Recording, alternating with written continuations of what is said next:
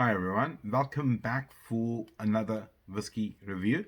Today looking at this rather tasty single cask release from Benriach. Now, if you have been following my content for a little while, you would know that I am a absolute fanatic for just about any single cask release from Benriach because I'm yet to come across one that I haven't enjoyed or haven't deeply fallen in love in. And this one in particular is part of the Batch 16, a single cask port hogshead, released at 57.5% ABV and aged for 13 years. So this particular one yielded 224 years, 224 bottles. 224 years will be an awfully long time to age whiskey for.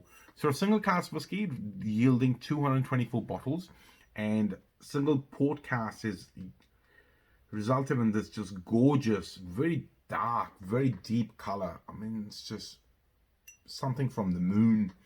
And now I've obviously in the past I have shared quite openly how I'm not in particular a big fan of unpeated, which is what this is, unpeated whiskeys aged in port casks, because in my experience some I've had a little too sweet, too sort of that cherry, too much of the ruby character, which I guess sort of kind of helps make my point. I get a bit confused when they say the whiskey's been aged in a port cask, but they don't say what kind of port it was that it held previously, because ports like the sherries can be very different, and clearly there are certain ones I'm not enjoying as much and the others I enjoy a bit more. But this one in particular I have really enjoyed, and I've been nursing it because I'm down to the very last 3 bottles of this one, which I had stashed away. And it's a shame because I mean, I guess one day it will go, but it's time to find out what's it like on the nose and palate. Now this particular whiskey released in the New Zealand market for $169 or 169 Kiwi dollars, which is around 85 pounds. And I guess one of the reasons why, as the months, weeks, years are progressing, I'm falling deeply in love with single cask releases from Benriach is for the simple reason: A, they are very reasonably priced for the age. They are cask strength, and there's so many of them. You know, there's an endless amount of sort of that entry age of 12 to 13-year-old up to the 24, 25, often maybe a 28-year-old whiskey available, which any number of other Speyside whiskey companies are simply not doing, or not doing it regularly enough to sort of intrigue me or sort of satisfy the need to keep trying new single cask whiskies. And look at that color. That is from the moon or somewhere else. This is not from planet Earth. So beautiful. I mean, you could just put that in the glass and just admire the natural deep color. Oh, so good. All right, on the nose. Wow, that deep, dark chocolate character. So satisfying.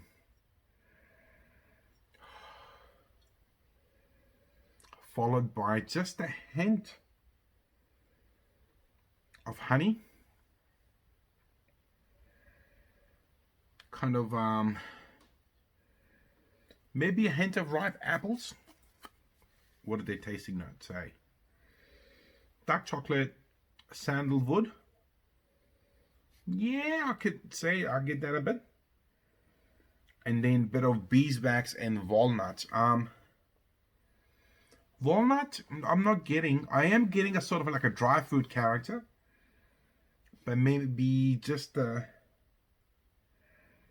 definitely a bit of oak there in the background. But overall dark chocolate and loads of it, followed by, let's say, some sweetness, which is just hypnotic. Oh, so good. I'll show you that color once again. Did I mention that already? Really deep dark color. Oh, so good. All right, well, let's find out what's it like on the palate.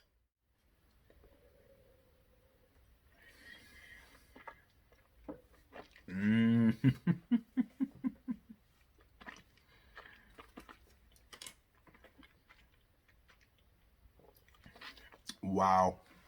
Again, the dark chocolate, very deep, intense flavors, toffee, or sort of say burnt caramel on the palate. There's a bit of a ripe cherry maybe, but the flavors are very intense for an unpeated whiskey. The port cask has served it very, very well.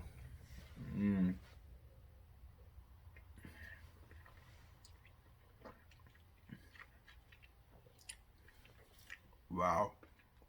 Now, being at 57.5%, it does feel just a little unsettled, which is absolutely fine. And that gives us an opportunity, I guess, to just add a couple of drops of water to open the whiskey up, make it just a little bit more settled, and see if something else happens on the nose and the palate.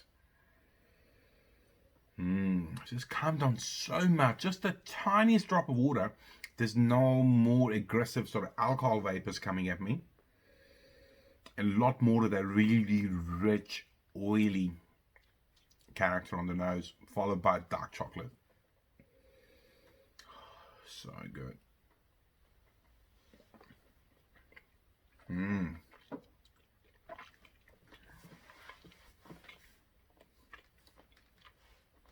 It is so intense.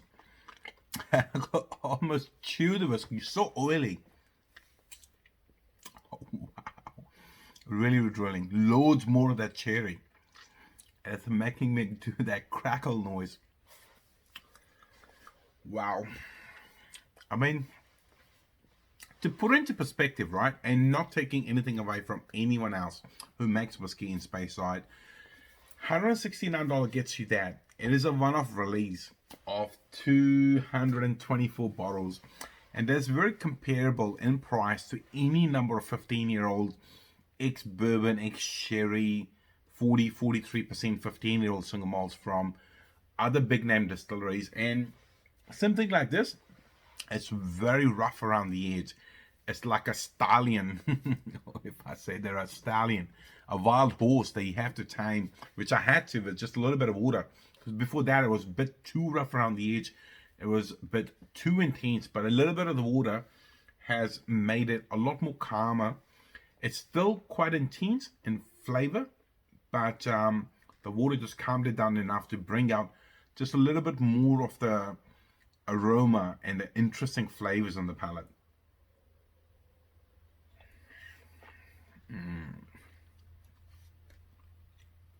Wow. And as I said at the start of the video,